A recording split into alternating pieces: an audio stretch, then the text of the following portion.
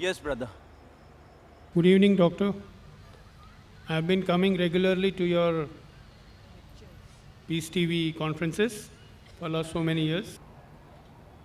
My question is, I am in a situation of two families, both are Muslim families.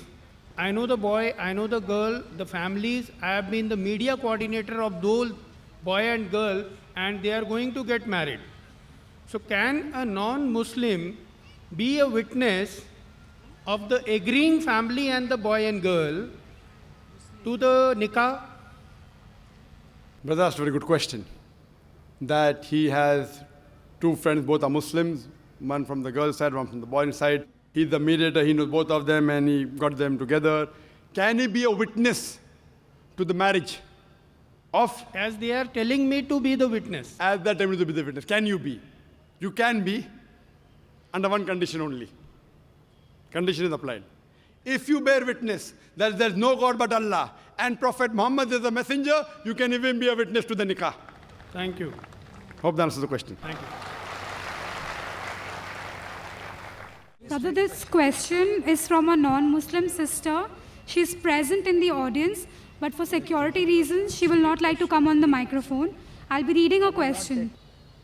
If a non-Muslim girl wants to marry a Muslim boy, and the Muslim boy asks the girl to convert, not by force, but because he wishes her to accept the religion, is it wrong?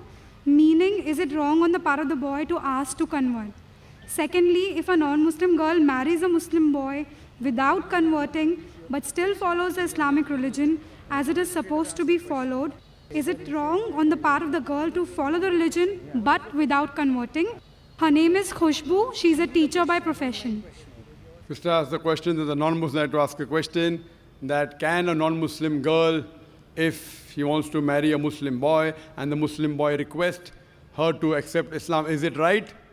And if a non-Muslim girl follows Islam without converting, is it acceptable? The Qur'an says in Surah Baqarah, chapter number 2, verse number 221, that do not marry unbelieving women until they believe. Do not marry a mushrika until they believe. Because it further says that it is preferable to marry a believing woman even if she is a bondswoman, even if she may be a servant, even if she may be ugly. It is far superior to marry a believing woman who's a bondwoman rather than an unbelieving woman, even if she attracts you. She may be the most beautiful woman, she may be a beauty queen, she may be the wealthiest woman, but a believing woman is far superior. So in terms of, is it right for a Muslim man to ask the non-Muslim woman to convert before marrying? It is not right, it is a must. Without she accepting Islam, he cannot marry her. Why? I'll tell you. For example, if I tell you that there is a car, one tire is of a cycle and the other is of a tractor, will the car run? No. All the tires should either be of a bicycle, you'll have a handcart at least, or of a tractor, you'll have a proper tractor. Because when you're leading a life, the views and philosophies, the major thing, the goal of Jannah should be same. Coming to your second question, that if a woman follows the teachings of Islam but does not convert, is it acceptable? See, for conversion, you don't have to publicly announce. You don't have to come on the microphone and say, I bear witness that there is no God but Allah. It's not a must. If you feel your life is in danger, if you say within your heart and tell it to Almighty God, you don't even require any witness. It's between you and Allah. So there is no particular ceremony that is required. But proclaiming is preferable so that the people in the world don't misunderstand you. But if you feel your life is in danger, if you proclaim to Allah only and keep it in your heart and follow, alhamdulillah. Following is more important than proclaiming.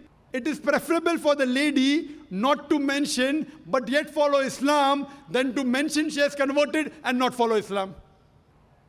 Have you heard my answer? It is preferable for a non-Muslim woman to practice Islam without proclaiming rather than proclaim and not practice Islam. Practicing is more important than proclaiming. It's between her and Allah. So the moment she starts practicing Islam, it's understood. When she offers salah, she agrees there is one Allah and Prophet Muhammad is the messenger. The moment you say Aqama, it is in that Aqama you believe that there is no God but Allah and Prophet Muhammad is the messenger. Finish. So if she starts practicing, she doesn't have to proclaim also. So if she wants to do the second, practicing is more important than proclaiming. But if she wants to proclaim, it is fine, she can proclaim. Hope that answers the question. Yes, brother. Yeah. Hare Krishna. Here I came here first time. People are very eager to know about his life, woman and man. But this discussion, you think this discussion will really solve our real problem of life, birth, age, old and disease and death that we are suffering from birth, old age, death and disease. That will this problem will solve in our life to married with some nice woman or wealthy woman or Brother, good relationship with a woman. Brother, the question we have come here to discuss about men and women's rights, marriage, will it solve a problem of diseases? Some problem it will solve. If you marry a woman, you have less chance of having But the real STD. problem of life is...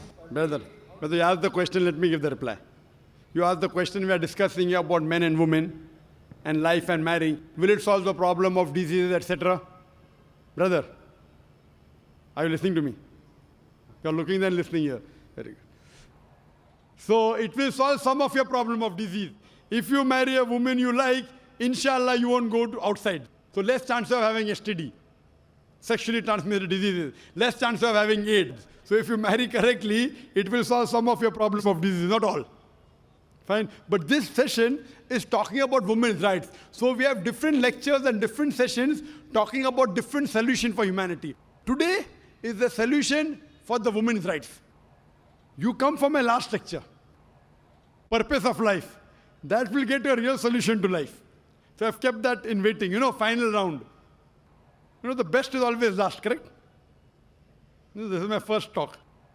Then I'm going to come on Friday again, give a talk on Al-Qur'an, should have the understanding. Then Saturday, open question answer session. Last day, final, purpose of our life. If you come for that, inshallah, most of your questions of life will be answered. Hope that answers the question. Okay, Hare Krishna. Any non-Muslim lady? But we have a reverse sister. So if the chairperson permits, could we allow her? Okay, we'd allow that. Assalamu alaikum. My name is Mariam Sharif. I am from Ireland and a physical therapist by profession. Alhamdulillah, I got a chance to accept Islam. But my question is, my father never got the chance, and shirk is the biggest sin. And I want to know if there is a specific dua or something I can read on his name so that his sin will be forgiven. Sister asked the question that alhamdulillah, she has accepted Islam. And she says that unfortunately, her father, he died as a mushrik. So can I read any dua, anything in his name so that sin can be forgiven? Sister, the Qur'an says in Surah Nisa, chapter number 4, verse number 48, Surah Nisa, chapter number 4, verse number 116, that if Allah pleases, He may forgive any sin. But the sin of shirk, He will never forgive. Because a person who has done shirk has committed the most heinous sin. So if the person is doing shirk and before he dies, if he repents, inshallah, Allah will forgive. But if he dies as a mushrik, he is destined for hell. There is no other option. And this is also narrated in the Qur'an. When Ibrahim alayhi salam, Prophet Ibrahim, when he prays for his father, who was a mushrik, then a verse was revealed that when the person is alive, you can ask Allah to give hidayah to your parents, to your father, to your mother, to your brother. May Allah guide them to the straight path. But if they die as a mushrik, and if you know they die as a mushrik, you cannot pray for them. You can only pray that, oh my God, oh my Lord Allah, make from my offsprings Muslims who will submit their will to Allah. And this is the dua of Ibrahim alayhi salam. His father also was a mushrik. But he does a dua in Surah Ibrahim, chapter number 14, the last few verses. He prays that make my offsprings those who would submit their will to Allah, who will be Muslims. And we find that both his children, Ishmael alayhi salam and Ishaq alayhi salam, both of them became messengers of Allah subhanahu wa ta'ala. So what I request to you, sister, you make a dua to Allah subhanahu wa ta'ala that may your offsprings be the ones who will submit their will to Allah and be on the straight path. Hope that answers the question. Jazakallah. Yes, brother. Assalamu alaikum wa rahmatullahi wa barakatuh. My name is Talha Nusrat and I'm a student. Before starting, sir, first of all, I would like to thank you because... Are there any other non-Muslims? Are there any other non-Muslim like to ask a question? They're most welcome to come on the microphone. Any non-Muslim like to ask a question, whether from the gents or from the sisters? This is the opportunity. Any questions on the topic women's rights in Islam? Or any questions on Islam and comparative religion? This is the opportunity. Any non-Muslim like to ask a question? They're most welcome. If not, we allow the Muslims. But in between, if they feel, they can come on the microphone and they can jump the queue. That's the prerogative. Yes, brother. Yeah. First of all, sir, I would like to thank you because I have become a better human being, and not only a better human being, but a better Muslim because of you. And undoubtedly, it is Allah who provides the heat, but for me, you were the source of that heat.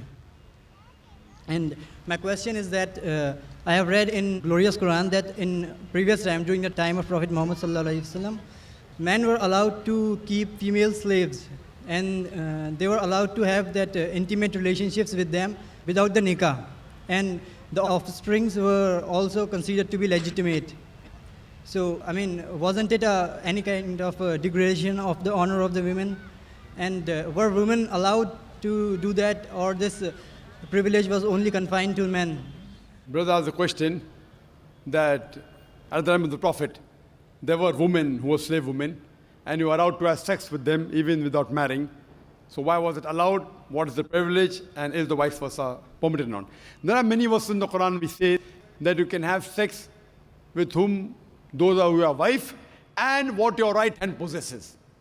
Right hand possesses means they were the slaves, and at the time of the Prophet, the wars used to take place. And when wars used to take place, there were captives. When they were captives from both the sides, the men and the women, they became slaves. Though if you analyze, there are verses in the Quran, which also says in Surah Nisa, chapter number 4, verse number 25, if you do not have the means to get married, then marry a slave woman and give her freedom in mahr. That if you don't have the means to get married. So marry a slave woman and give her freedom as mahr. So here it's encouraging that... Although the slavery has been abolished... Brother, you asked a question. Your question is over. It is correlated actually. You cannot correlate. You have to go behind the queue to correlate. You asked the question, we heard your question, it was long. If we start correlating always, non-Muslims are allowed. Muslims, they can go behind the queue, no problem. If we start correlating, we'll be able to handle very few questions. For non-Muslims, I'm a bit more lenient. So now the thing is that, so it's preferable to marry. Vice versa, it's not possible. It is only for the female women slaves that the man can have sex. The Quran doesn't say the vice versa. And this again, if you analyze, that if you see, at that time promiscuity was very common. Promiscuity and having sex outside the bond very common. So Islam has brought it in stages. Like as alcohol was very common, the first verse of the Quran of Surah Baqarah chapter 2 verse number 219 says that in alcohol there is profit and loss. Loss is more than profit.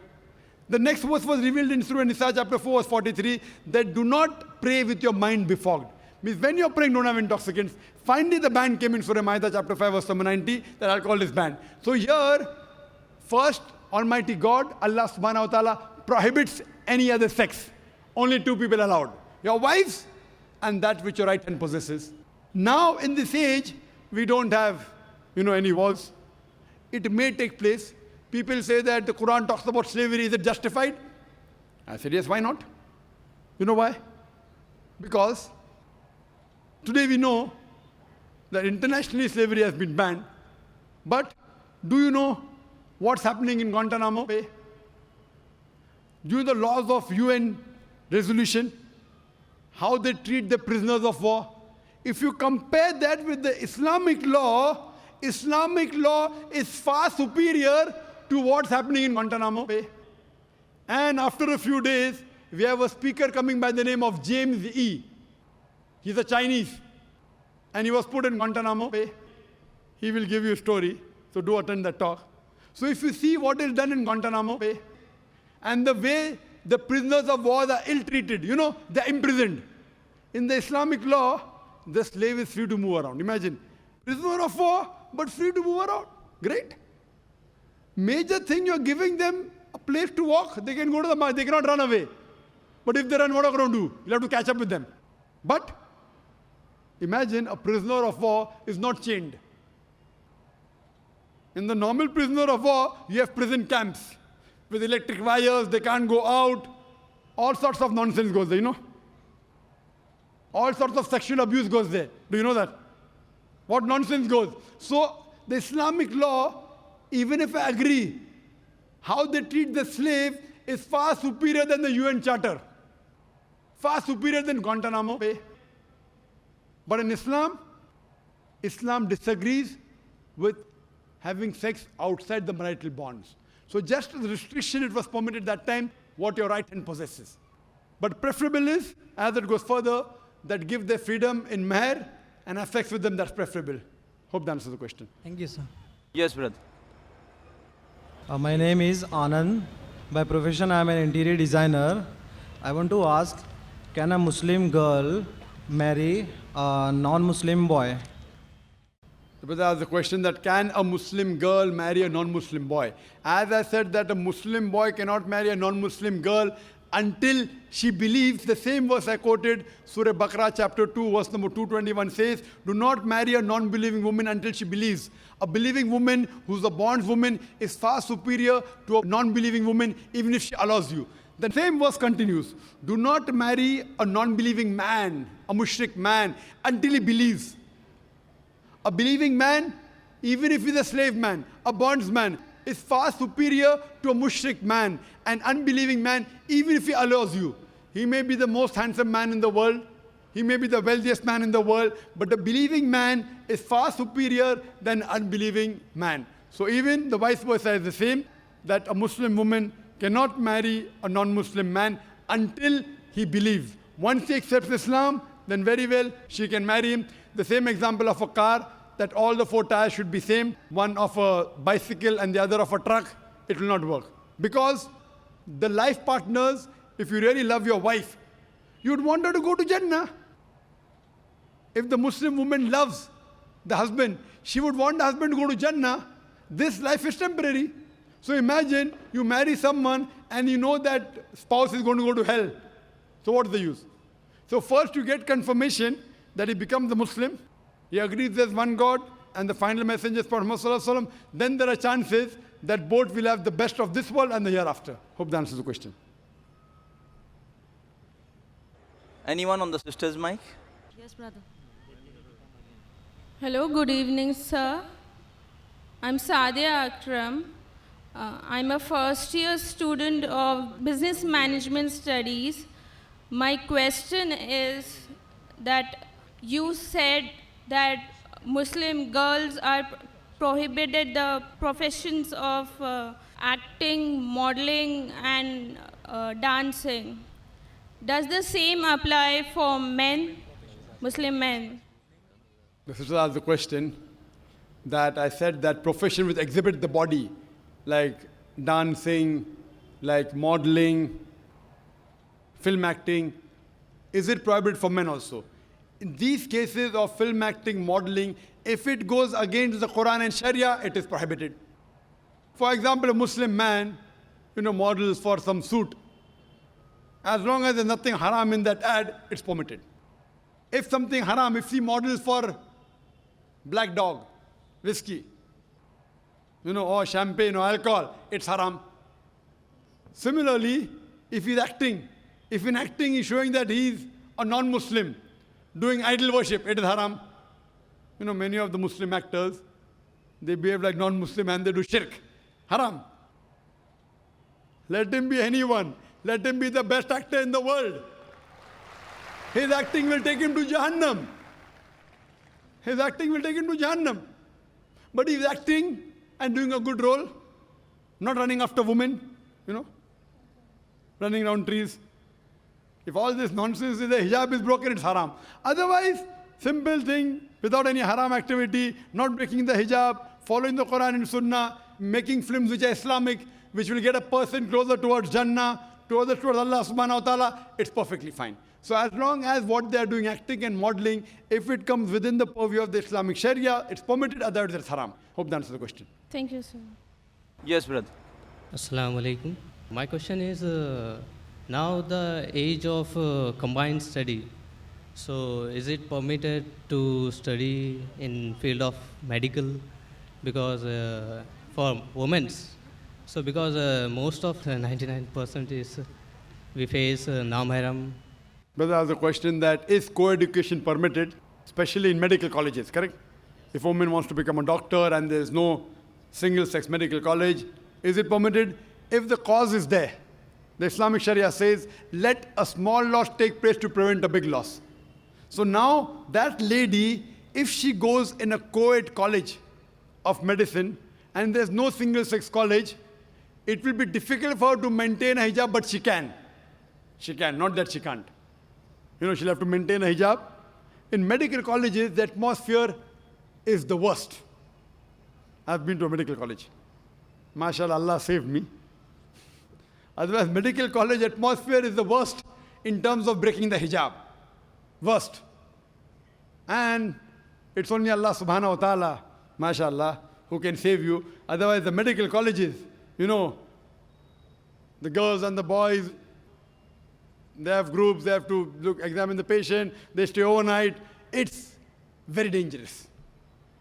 If Allah is with you, inshallah, can be on the straight path. So for a woman, if she goes to a medical college, she has to yet maintain a hijab. And in the college that I was, there were Muslim women who maintained them. Not all of them, but there were one or two who maintained the hijab. Maintain the hijab. See to it that if you have to, suppose if the patient is common and you have to take a common history with another gent, you know, you have to take the common history of the patient, maybe the colleague is a gent, fine. When you talk, lower your gaze, not, oh, how are you? How is the movie? Did you see the movie? No, all common. Oh, let's go for a spin. Let's go for a drive on the bike. So all these things if you avoid and see to it that if you have to talk with your colleague, you can talk with lowering your gaze, though the people will not like it. So she has to maintain a hijab. It's very much possible. As for examining the patient of opposite sex, the Qur'an and the Sahih Hadith give permission.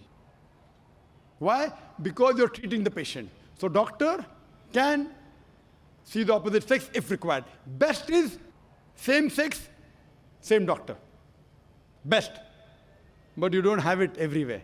That's the reason we have initiated in our activities in the United Islamic Aid, a new activity called as Free Medical Center. So we have started recently, which will inaugurate after this conference. Sheikh Salah Budair, the Imam of Masjid Nabwi, will be inaugurating our center in Mumrah on the 10th of November, inshallah, 2 days after the conference. The uniqueness of this center, it is on the lines of Qur'an and Sunnah. Means, lady doctor will examine lady patients. Gent doctor will examine gent patient. Is the area 2,000 square feet. Separate waiting area for ladies, separate for gents. Children can go where they want, no problem if they are young. But lady doctor will check ladies and inshallah, we aim to have only MBBS doctors and MD, you know, so that they're more professional. Everything air conditioned, but free. Good quality medicine. And inshallah, when I started this center, I'm a medical doctor, I intend to give better treatment in this free center than the own medical clinic that I have got. I've left my profession. My brother and my father, mashallah, they're doctors, and they're running a center which is good, but there we charge. That's the bread and butter. We charge money. But inshallah, in this free medical center, inshallah, we'll give better services, inshallah, than the own medical clinic that we have for our bread and butter, inshallah.